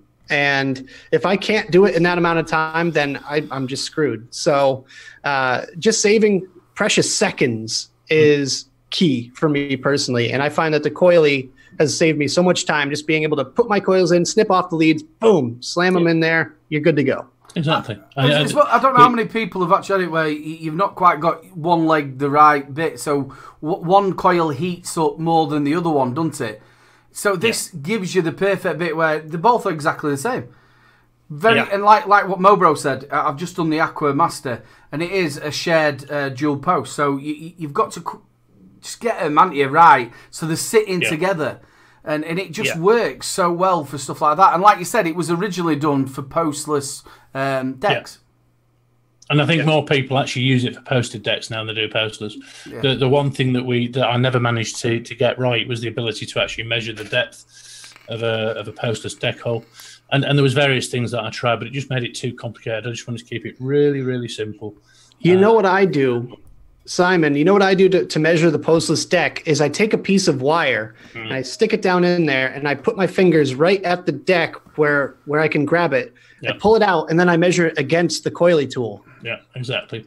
And a lot of people say, well, I've got to do that every time. It doesn't save any time. But it does, because there's a database. There's a couple of things, actually. There's a database that we have on the website where everybody can go in. They can submit the coil leg lengths.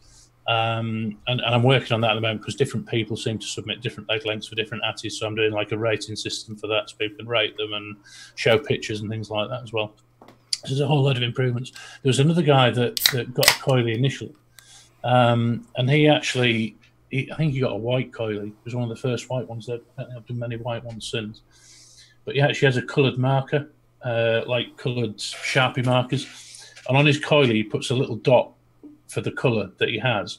And then he has a piece of paper with all his leg lengths that he uses. And he has those colour coded so that he knows which one to put it into next time he builds it. Wow. I'm not that well done, me. I'm not. But he said it just saves him so much time. So he just looks at what colour it is. And I think, I'm not even sure that he said he put it on the box of the tank that he was building for, but he knew straight away what he was cutting out. Cut it, drop it in, job sorted. Nice.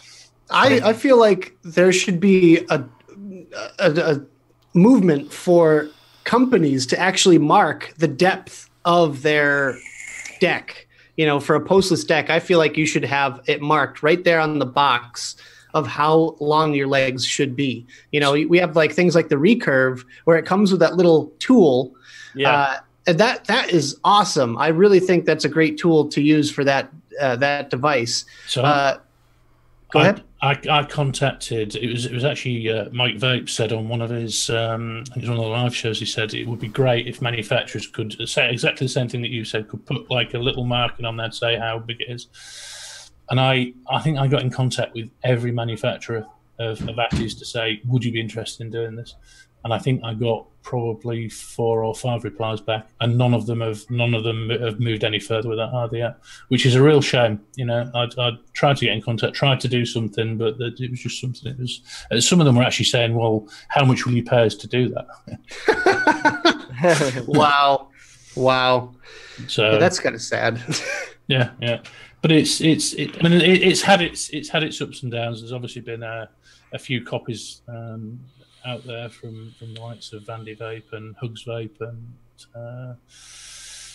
there's a few out there. Coil Master were really good. They produced a version called the Meatal, which they didn't pull it from the market. They said we've produced X amount and we're going to sell that X amount if you're okay with that, but we will not make any more. And they were really good. I'm really impressed with Coil Master. They actually contacted me about that, and they said I got back to them like a week later, and they said, "No, we're not doing it." And I'm like, "Oh, okay." And they said, basically, it's like a Coily. I'm like, "Oh." And that's the thing. They were just so good, and like I said, that pretty much. I mean, I've had conversations still, and we had an ongoing conversation for about 3 months to see if there's anything that we could do, and we never came up with a solution, because everything that they want to do is just bottom dollar all the time. It's as low as they can do it. Yeah. Now I have to ask: are the ones that are on Fast Tech, are they authentic or are they clones? So Hugs Vape do one, which is basically what they've done is they've taken the Coily and they've sort of cut it in half down there, and then they've stuck it together, so it's about half the size. So Hugs Vape have just copied the idea and called it their innovation. But I spoke to 3F Vape about it. They weren't interested. They said, "No, we don't care. We're just going to sell it." So yeah. Well, I mean, what are you going to do at the end of the day? I mean, there's really no fighting with China, because they're going to do what they want to do at the end of the day. And you actually have a question in chat from Graham Spires. He says, "Simon, have you thought any more about 3D printing battery storage holders?" I haven't. There's a few companies out there do. I can't remember the name of the company now, but they do a really good one, which is like, it's sort of like a Z shape, and you sort of put your batteries in at the top, and as you take one out at the bottom, it sort of rolls down to the next one. So it's one of those things I don't want to jump on somebody else's toes who's doing something really good. There was a mention of a left-handed Coily as well, wasn't there? Oh, yeah. Well, now there's an interesting point. I was talking to somebody the other day, and I can't remember who it was now, but was saying, I use Coily and I'm left-handed, and I find it so much easier to cut coils. I can't remember who it was who was saying. So that blew that theory into the so yeah, Coily is. You have also got a little bit of a cult following, not only here in England but in the UK, but obviously Mike Vapes has given you a shout out plenty of times. I think all the top reviewers, including our one and only Nick, have given you a shout out as well with the stuff that they've used. Yeah. And I think really there's a lot of people who haven't bought the tool that these people have sort of come out of respect for yourself. Because I just want to tell people, I think you all know this. We do a show on a Monday night. He is one of the loveliest men you'll ever meet. We've met once when we were at Doncaster show. We're going to meet up in Expo. But he's just the nice guy of vaping. And he's just so nice to have somebody like you who's come up with it, who is actually nice in this. There's no drama with you. You're just a spot-on bloke. I will not get involved in drama, and there's been a few situations where I've been pulled one way and another, and I just won't. I'll just sit in the middle of it, and if people want to have drama on either side, that's fine. But I'm not going to get involved with it. But the other thing with the nice thing, everybody says, a few people have said you're too nice to be in the industry, and I don't. I put a note about this on the group the other day. I think it was Jared had gone onto the group and said, what a great guy you are. But I don't try to do that. I just like to treat people the way I want to be treated. For me, it's all about customer service. It's all about looking after people.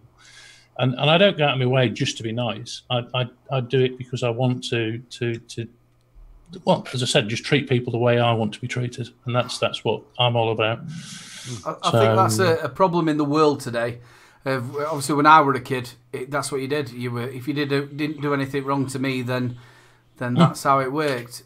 And I think we're missing that in the world of that people just need to go back to that point of it's nice to be nice. Yeah, I'm a Yorkshireman. I call a spade, but that's the way I am. I don't do it nastily, and in the same respect, I expect people to tell me what they think. I'd rather somebody didn't talk behind my back. If somebody's got something to say what they want to my face, and I'm happy with that. I'll state my case and I'll say what I think. But it's like I said, just treat people. And the thing for me is the whole group, the whole Coily group, everybody that's in there, they're just such nice people. And that sort of I don't sound corporate, but that ethos of being nice seems to breed throughout the people that surround you. Everybody in the group, there's very little drama goes on there. Everybody sort of gets on. Everybody tries to help everybody else. It's really, really good. It's nice to see, like a breath of fresh air. And that's how I like running my group as well. Like rule number one in my group is no drama. So, it just keeps the bad energy away. And I'm all about positivity. And I like you guys, I want to be treated how I treat people, or I treat people how I want to be treated. So, that's just how I was raised and all that. So, it's a bit like my brother as well. Obviously, Mark's been in this game for a long time, and Solo, he does exactly the same. He's mates with a lot of people, and they all fall out, but he still mates with other people. You don't get involved unless it's personally on you, towards you. Exactly. So, is there anything in the works there, Simon? So there's a couple of things on the go. It's just getting time. In fact, there's 3 or 4 things on the go. There's the website improvement, so I really want to get that leg length page updated. I've just been so busy over the last 3 months. It's absolute crackers. So I want to. I have every month I run a giveaway for people that put the leg lengths onto the website. I do a giveaway, and that finished at the end of September. And I've been trying to do a live to actually announce the winner for that for 2 weeks now, and not anywhere near it. So there's that. There is also an Android app that I want to do for the leg length thing as well. That will be on the go, hopefully early part of next year. You do know what he does, don't you, Nick? You know what his job is, his real job? No. I'm a software developer. He's a software developer. No kidding. Wow. Yeah. So there's that on the go, and then there's also a V2 of Coily that's on the way as well. Ooh. Keeping that close to your chest on it. Nice. So, well, that's awesome, man. Congratulations on all the success. I just have to say that. I think the thing is for me, it's not a big money making thing. It doesn't make me. In fact, I've not made anything out of Coily yet. All the money that's been put into it, I've not made a penny out of it. It's still, it'll take me a few years, I think, to start recouping any of the costs that were involved in getting it going. But again, it's a labor of love. It is, absolutely, yeah. Nice. Well, we have actually got another guest on as well. I know we're coming down to the last 5 minutes of it all, but Mobro, what is coming up on your channel? I know you've got a couple of things that you are changing around. What's coming up on your channel, bro? I'm so far behind. Like with my old dear having a massive stroke and everything like that. Oh, no. I don't want to go into personal stuff, but sorting that out and working a full-time job, The reviews are stacking up a lot faster than I ever thought they would.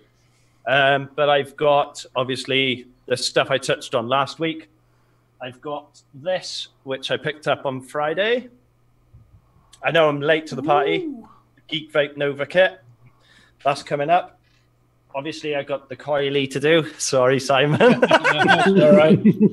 I've got this as well, which I showed you earlier. A ton of juices. A ton of juices. Oh, man.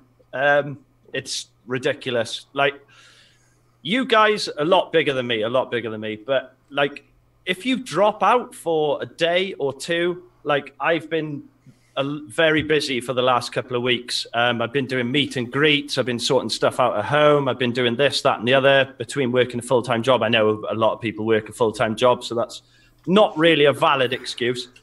But in the last 2 weeks, it's just been vape mail, vape mail, vape mail, vape mail.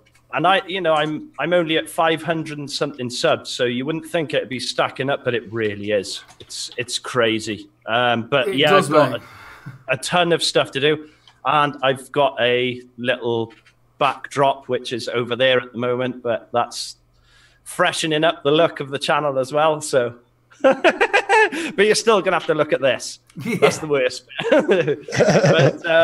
but yeah, just it's juice hardware.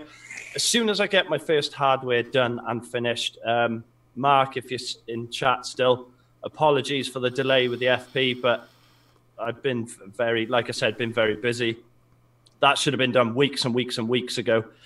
But that will be the first on the list. I'm sure Nick will tell you the same as me. Obviously, things do get piled up and you do have real life stuff that happens.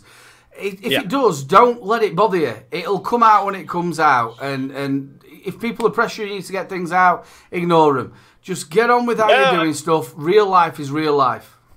Yeah, I've not had, like, to be perfectly honest, the only people that have been putting the pressure on is Horizon Tech. But apart from them, I explained to the guy about the, like, because I've got an e-liquid subscription service, which is going to be a monthly feature on my channel. I don't want to say too much about it at the moment, what company it is and stuff. I think I might have mentioned it in the past. Yeah. But yeah, I did. Yeah. Okay. Vaping Owl, right? So I explained to them the situation and they said, just in your own time, just get it out when you can. And this, that, and the other. As soon as I explained, perfectly understandable. So I can't thank them enough for that. But yeah, that's pretty much, it's just stacking up and I need to get my shit done. But that's, don't we all? That's me. That's me. Nice one, man. Well, what was I going to say? Yeah, we're rounding out the hour or 2 hours now, the show, if you will. So I don't know. Anyone else have anything that they want to talk about? Any other thing else coming up? Well, Aiden, what's up? What's new with you? The Aqua again from Nature Vapes, absolute corking bloke, Mark. The review for that is coming up straight away after the show. Make sure you check it. It does feature the Coily. I've got, again, same as you, Mo Bro, a few things that I should have got out a little bit earlier, but which will be coming out. I've got 3 Mesh Pro, should I say. And also I've got the Falcon, that'll be coming out as well. Also I've got the Preco, the Captain from Vaptio will be coming out as well. And I've got a number of juices as well. I've just been sent some juices from Greece, and it's called Abyss. And it's some all the flavors are completely out of my flavor profile, so it's going to be fun to be able to do them. A lot of reviewers sort of stopped doing juices. Now I came from juices, so my dad's. You're going to go there. Oh my God. It just came into my head. It popped up. So did it. So, so they're not in my flavour profile, so it's going to be fun to do them. And I've got a few other little bits and bobs that need to get out before Expo. So, yeah, there's loads. So, yeah, like I said, it happens. Nick, you know yourself. You how it works. Oh, yeah. I got some of these V Juice to do as well. Some of their new ones. I got to go see them at Expo. Actually, one of the guys from V Juice came down to the meet and greet on Friday. And this cat, I'm gonna kill it in a minute. I don't condone that sort of thing. Sorry. Cat's in the bin. She's climbing all over my vape stack of stuff. But yeah, I got to go. One of the V Juice guys came down to the meet and greet on Friday. So got to go see them at Expo. So they're one to check out. Nice one. Any thoughts on what's happening with Expo? You guys going? I am, yeah. Yeah, I'll be there. I don't know about Nicky Boy. Are you going yet, bro? Would you know? I can't make it, man. It's just too last minute. I don't have any coverage at work, and it's too expensive. I'm planning on coming over for May, though. Next May, I should be over there again. If I might, I don't know how I feel yet about doing this, but I might actually come over for Tommy's new thing, which he's doing the Hemp and CBD Expo Olympia. At the place. No, he's doing it in Birmingham. Is it? Yeah. What is the venue called? Oh my god, I just NEC. lost. NEC, yeah. NEC, yes. He's doing it at the NEC. I might come over for that. I don't know. It's something I'm kind of interested in, and I'm playing around with the idea of doing Sibida reviews on my website. So, because I do use it, and I want to tell the world about it. So yeah, that's kind of how I got started doing vape reviews. So I might actually start doing some reviews over on my website. I don't know if it's going to be written or in video format, but either way, keep an eye out on my website for that. It's just dailyvape.tv. But yeah, that's something I might be doing in March, and maybe in May I will be over for Expo for vape stuff. So yeah, that's my upcoming plans. Well, Nick, there's still a room available for you, bro. We can room up if you change your mind. I know, but it's not even the money. It's not so much the money as it is the time and the time off work, because we are down an employee right now, so we need to find someone to fill that spot. But anyways, I think that's about it. That's all I've got for you guys this week. Another Simon, do you want cracking to plug your stuff? Yes, it's been in chat. I think I'm sure the wonderful Mama Vapes will put it back in again for us. So do you want to say your goodbyes, Nick? Check them out. I'll just keep it short and sweet and to the point. Dailyvape.tv. Check out my website. I've posted some news articles on there that are pretty interesting reads with my own 2 cents added as well. I also have merch available for sale worldwide in multiple sizes for everybody and cheaper pricing. Have you got spray-on ones for me? Spray-on ones. No, I don't think so. I don't have youth sizes available quite yet, but but yeah, just check out my website and give it a look, and make sure you subscribe if you haven't already, and to this channel, because we're just over 1,000 subscribers. But yeah, that's me. Well, when we get all 4 of us back, we will do the giveaway, won't we? When there's all 4 of us. Yeah, when we get all the full panel back together, because obviously we got a lot going on, but I want to make it a momentous occasion. And speaking of momentous occasion, 50 videos. Hey, this is episode number 50, you guys. Yay! Hey! So I'm going to pass it on over to Simon.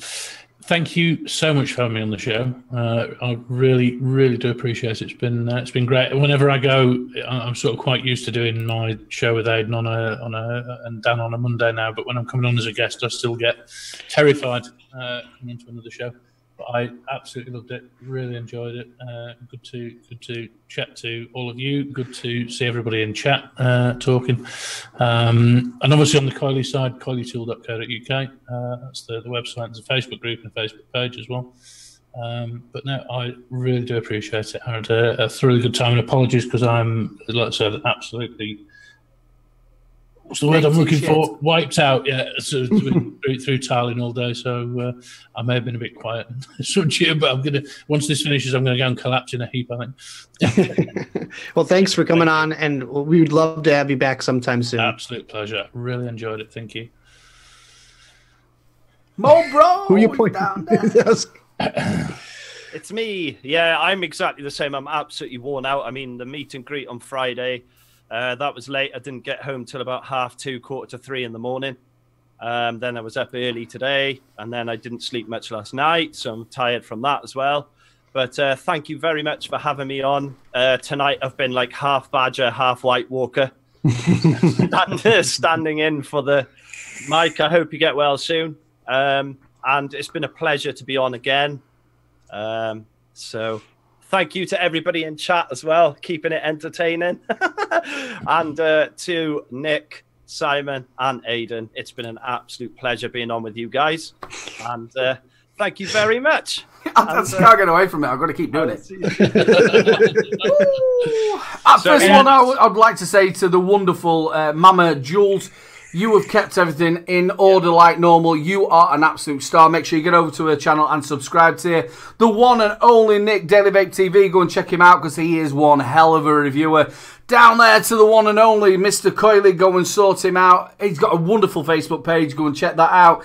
Also down that way, down to the wonderful Mo Bro. Getting up there big in the subs. There's going to be a lot more to come from him. I'd like to say thank you to everybody in chat. You have been absolutely fantastic. You've kept things just rolling nicely with loads of questions.